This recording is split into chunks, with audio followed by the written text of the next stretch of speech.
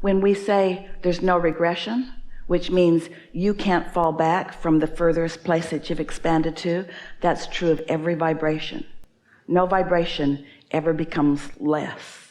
Every vibration continues to become more, which only serves to create this more perfect environment of potential from which to choose.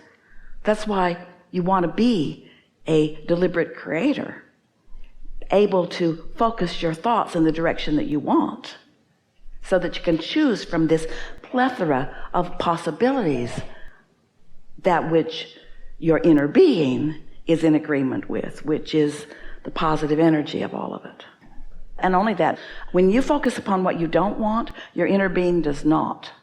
Because every subject is two subjects. There's two ends of the stick. So when you focus upon what you don't want, there's another end of the stick that lights up, which is where your inner being gives attention. So when you give birth to a desire that resonates with your inner being, that's where your inner being is, and your inner being never looks back. So your inner being never spends any time justifying your desire. Let's just switch it up just a little bit, and instead of thinking about what we're thinking about, let's start thinking about what we're feeling. So if you let the distraction be, I want to feel good, I want to feel good, I want to feel good, it's an easier switch, because your inner being is thinking about what you want to think about. And it doesn't take very much of you thinking about how good it would feel to think about what you want to think about to hook in to what your inner being's thinking about, and then you're off and running.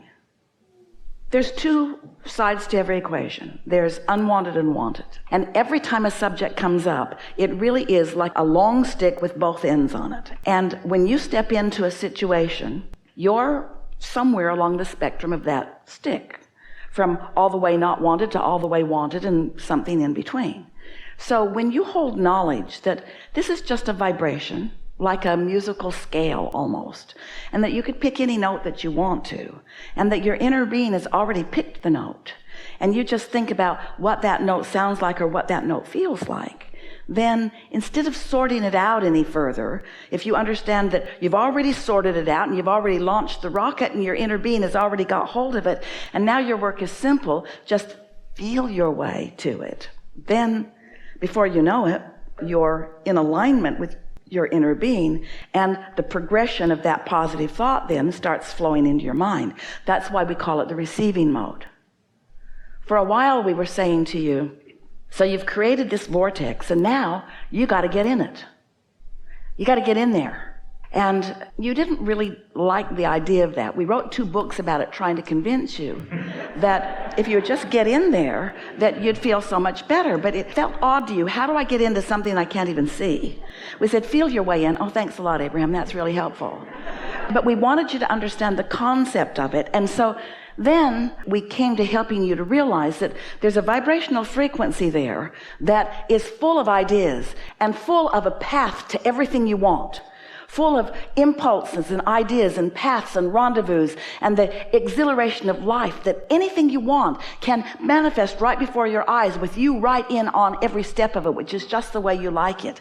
But that you've got to be in the receiving mode, which means you've got to be in the vibrational vicinity of what's in your vortex, which means since your vortex is a very high frequency because there's no resistance within it, you've got to allow your own vibration to rise.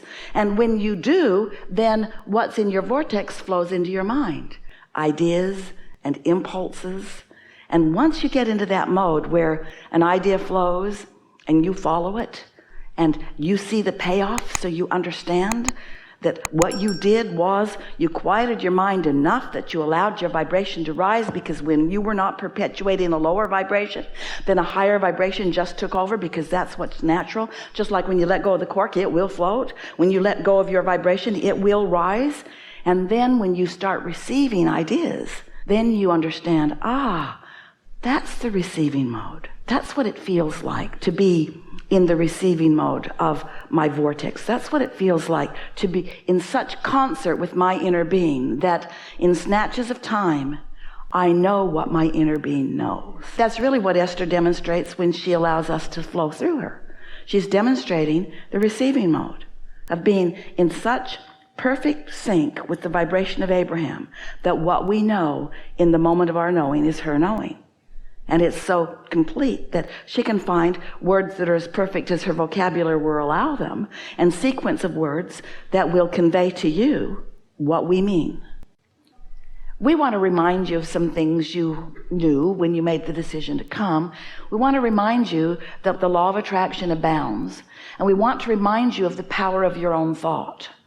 And we want to help you to understand a very important concept, which is the path of least resistance. And by that we mean there is a current of energy that comes from source, that is on your side, that adores you and flows to you and through you, that is the basis of all of the good that life can bring to you.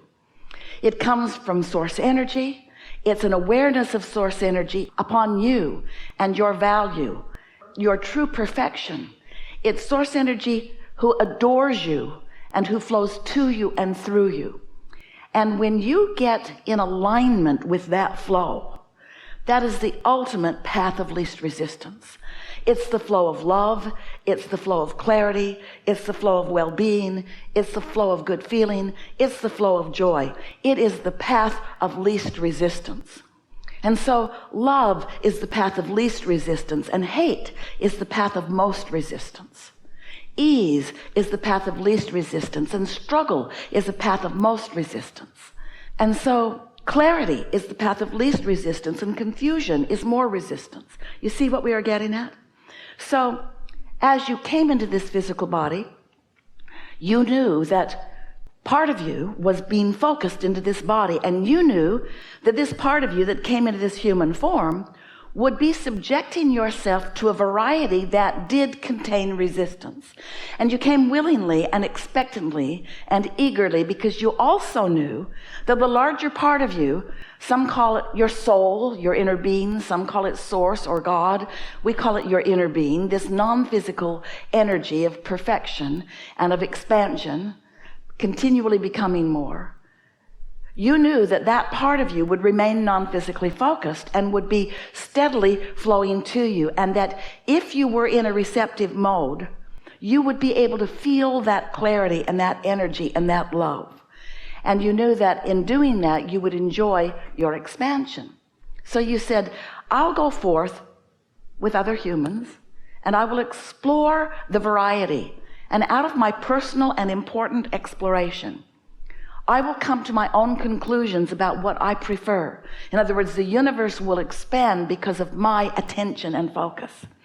And when a preference emanates from me or radiates from me vibrationally, as all thought does,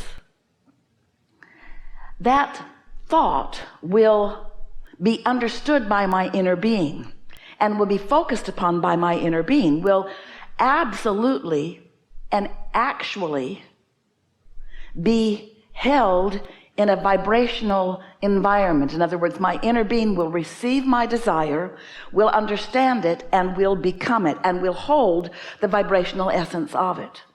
And because my inner being is part of me, and because my inner being has now received my expansive desire, now there is a relationship that I have, a vibrational relationship that I have with my inner being that I can interpret or understand or feel through my own emotions. So when I'm really going with the flow of what life has shown me that I prefer newly, and my inner being understands it and embraces it and holds the frequency of it, when I go with the flow of those ideas, I feel that life force that is only present when I'm fully allowing who I really am to be who I really am. But if I give birth to a desire, but instead of going with the flow of it, I hold myself in resistance of it because I'm looking at the environment that caused me to desire it rather than the desire itself. In other words, I want more money, but I don't have enough. And if I continue to focus upon the lack of money, while my inner being is focusing upon the abundance of money, then I'm holding myself in vibrational opposition to my new decision, and I'm not going with the flow. And my not going with the flow is a path of more resistance, while my going with the flow is a path of more resistance, of more allowance. Resistance doesn't feel good, allowance feels good. And so that's really what we want to talk about, that and the law of attraction and your relationship with source energy and the fact that you can be or do or have anything.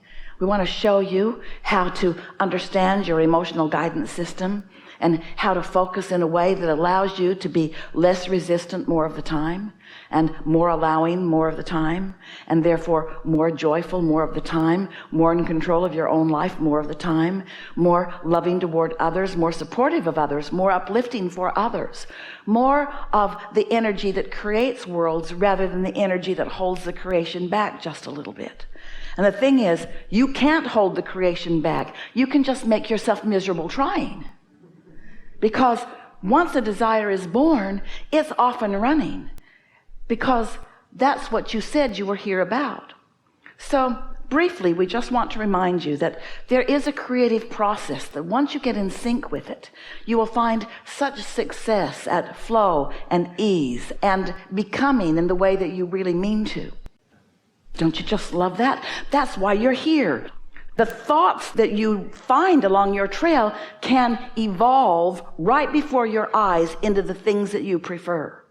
But so often humans don't let the thoughts that are in their vortex evolve because you're too busy looking at the things you've already got, which are opposite of the things you want. So you want to distract yourself from the things you've got so that you can allow the things you want.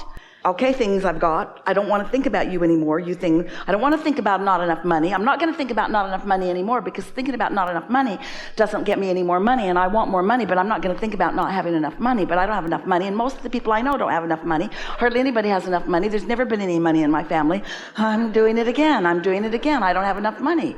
The bills come and it reminds me I don't have enough money, and I want to go somewhere and I can't go, and it reminds me I don't have enough money. So life keeps reminding me that I don't have enough money. So how am I supposed to think about having enough money when I don't have enough money? Well, you got to think about something else. You got to take money out of the equation for a little while, and that's not an easy thing in this environment where everything costs something. You just got to let the abundance flow to you. Well, how do you know you're doing it?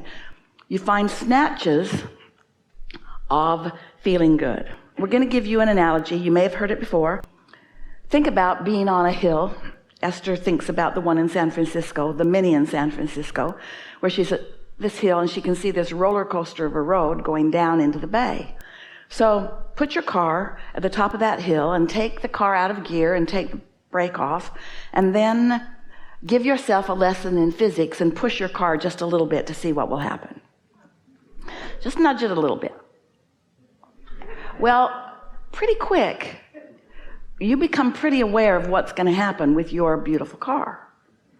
So usually you come to your senses before too much momentum happens, and you step out in front of your car and you let it bump up against you, and it stops because you caught it early. But you wouldn't want to be at the bottom of the bay, bottom of the hill, trying to stop that car. You wouldn't stop it. Your action would not be enough to stop that momentum. Same idea with thought. You want to catch them early. Your thoughts are turning to things all around you all the time. But you have more control than most of you exercise about whether it's thoughts that you want turning into things or thoughts that you don't want. Because you are a pointer, and where you point is where you go. You don't want to just look at what you've got, or you can't get anything more than what you've got. You get that? You got to look beyond what you've got. And that's the thing that most of you have to overcome first. That's why more people focus negatively than positively, because the positive stuff is still in the state of becoming and they can't see it, so it doesn't feel real. That's the best conversation we've ever had about the evolution of thoughts turning to things.